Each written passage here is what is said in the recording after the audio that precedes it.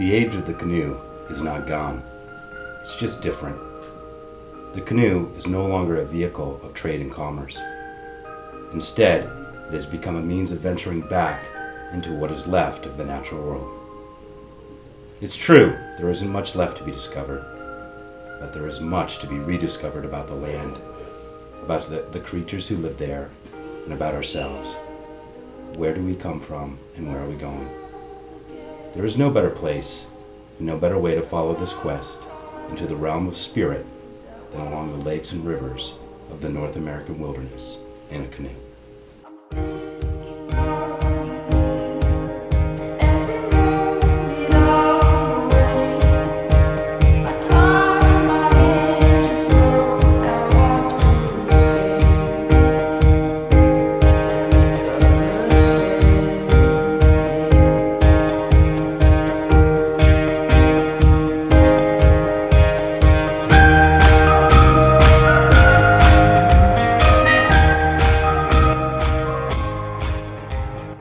There is more to a river than what the average eye sees.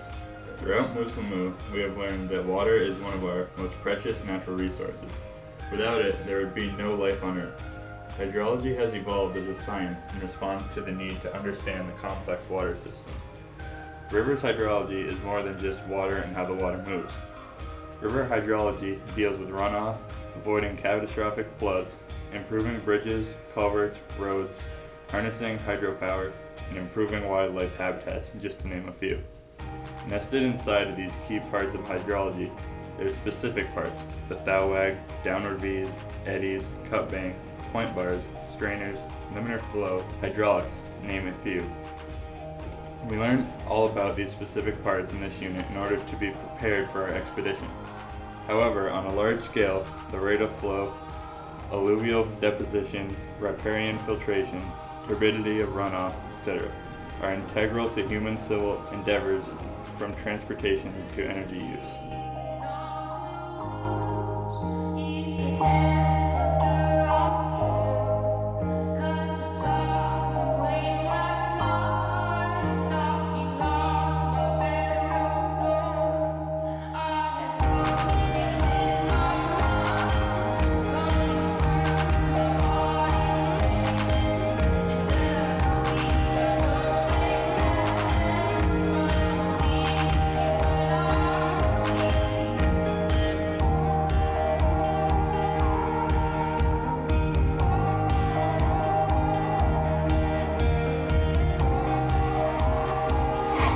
When I was younger, I learned a little bit about the water cycle and kind of understood the basic concepts of it, but I never thought it was as important as what I learned in Muslimu.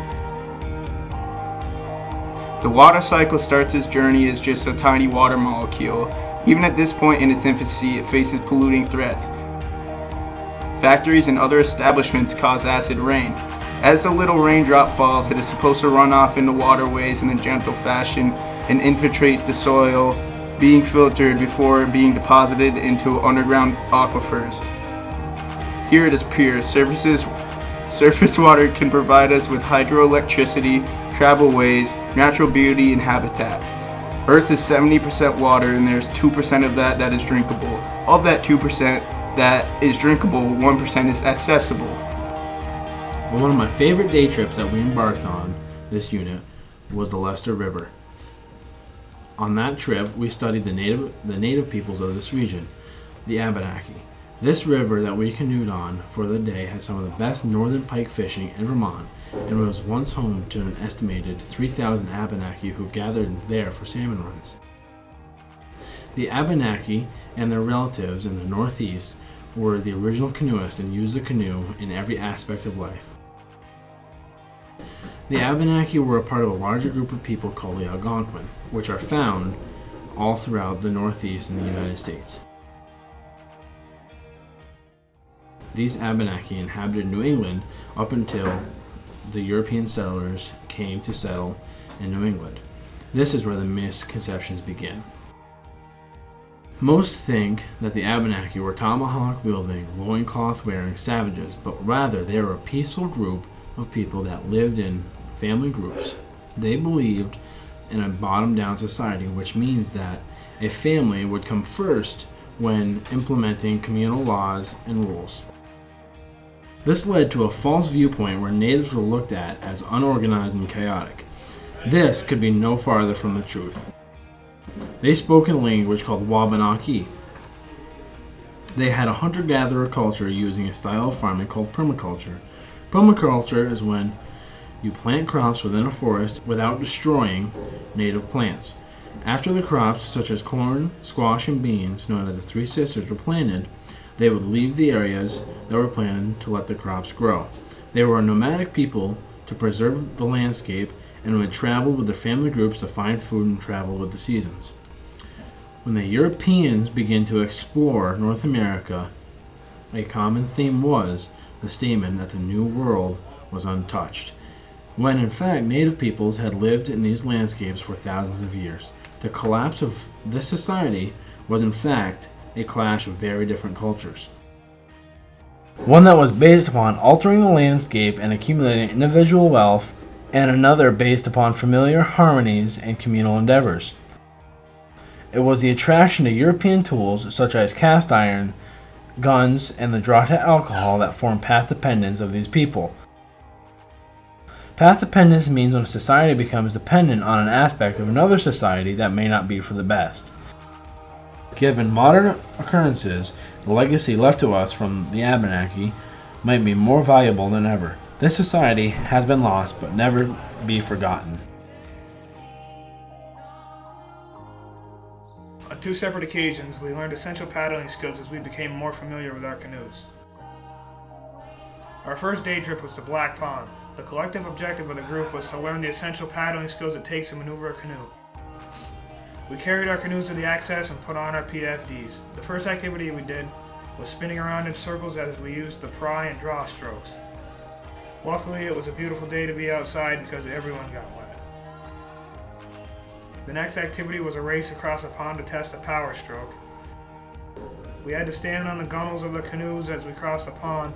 Throughout the day, we played different games to get the feel of being in a canoe.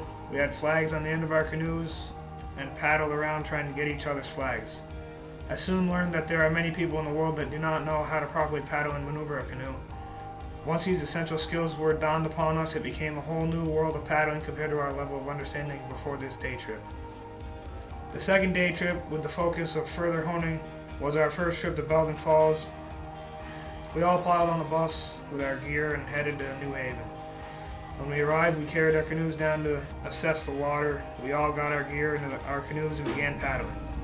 We stayed up toward the falls to start because we learned the crossbow draw, which would assist in maneuvering the river by eddying and peeling out. We then took turns traveling the Boney Rapids. Trevor and I had to restart several times because we got stuck on the rocks, which was very frustrating. Eventually, we made it downstream to the eddy point. We then went to peel out and completely flipped the canoe.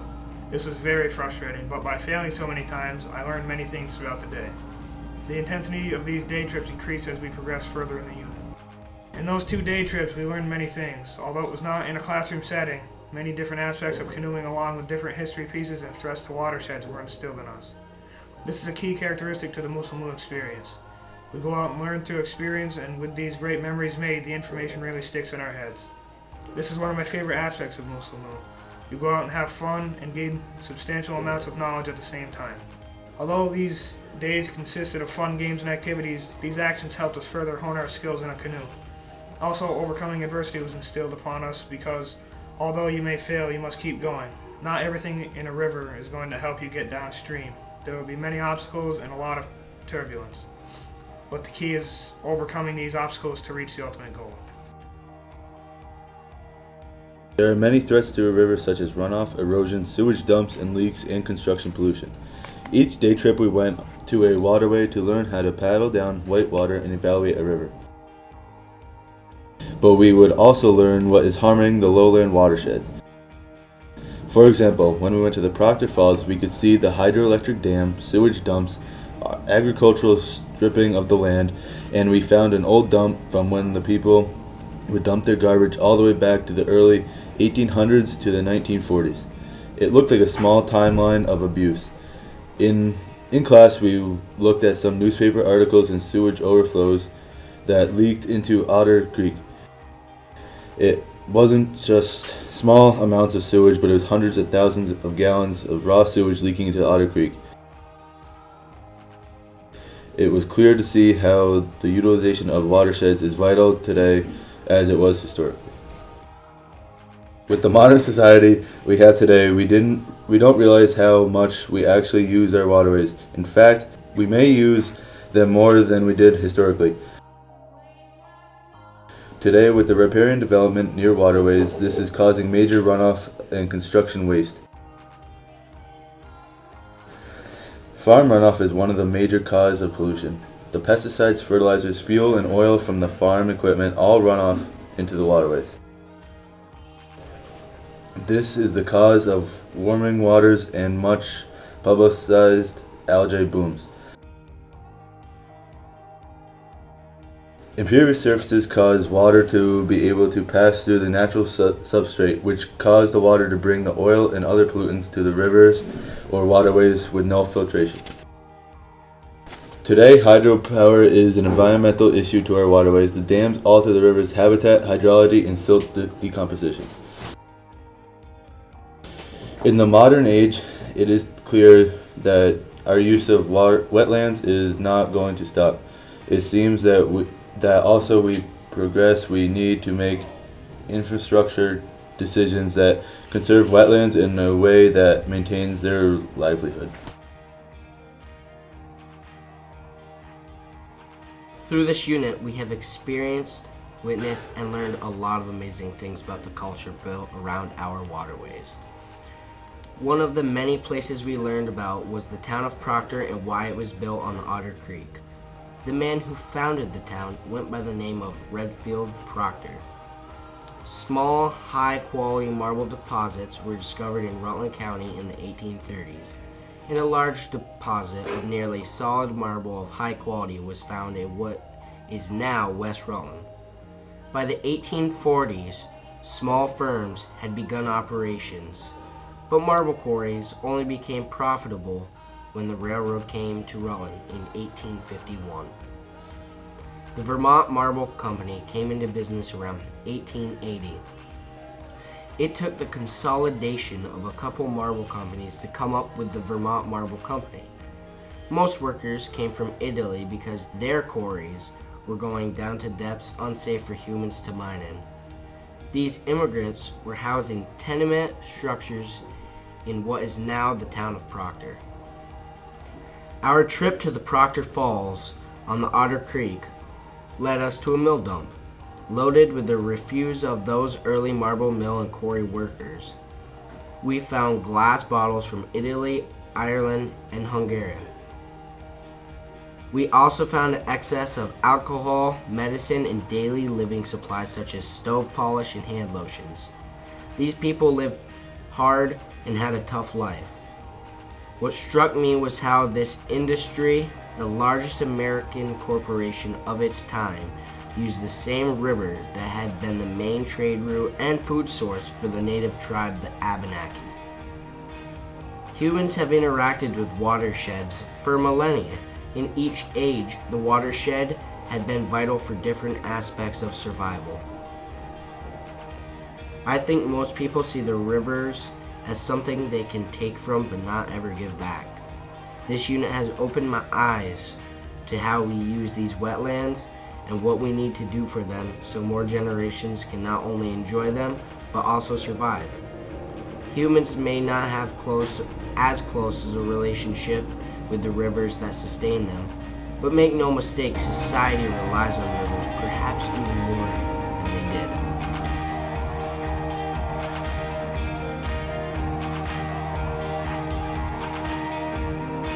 I see the fish, the habitat is all around me. My banks are rich and well off.